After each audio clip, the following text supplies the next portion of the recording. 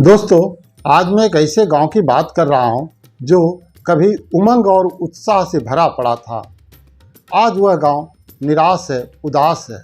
वह गांव कोई और नहीं बल्कि हमारा गांव सबल बीघा है, जो बिहार में जम्मू जिला में अवस्थित है। इस गांव में हिंदू मुस्लिम की 14 जातियां रहती हैं। हालांकि ब्राह्मणों का दबदबा था। ब्राह्मण नौकरी पेशा के साथ खेती बाड़ी से भी जुड़े हुए थे। किसी मंदिर में पुजारी या कर्मकांड नहीं करते थे। सभी उत्साहित और मेहनत करने वाले थे। समाज में हो रहे बदलाव का असर ब्राह्मणों पर खूब पड़ा।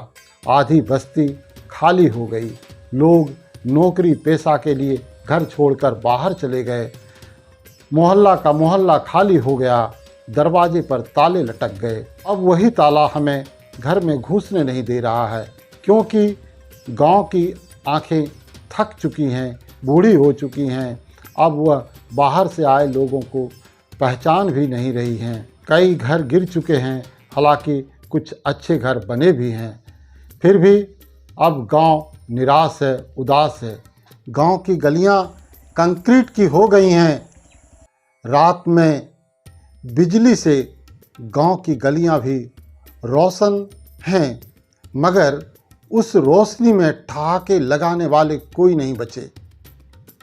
अब गांव में देर शाम तक चौपाल नहीं लगते हैं।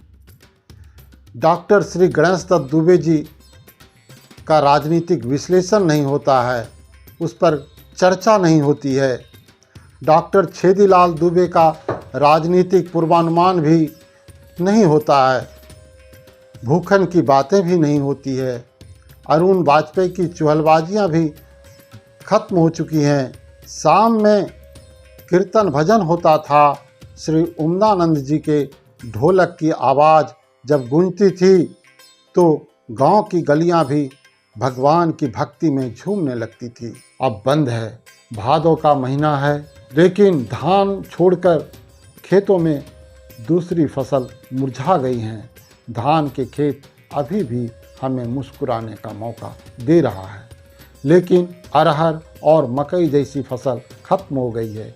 ईख की खेती पहले ही बंद हो चुकी। ढीबर पर जहां कभी बच्चों की किलकारियां गूंजती थी, आज वहां काला जादू का खेल हो रहा है। भूत भरता है। अब बच्चों का खेल बंद हो चुका है।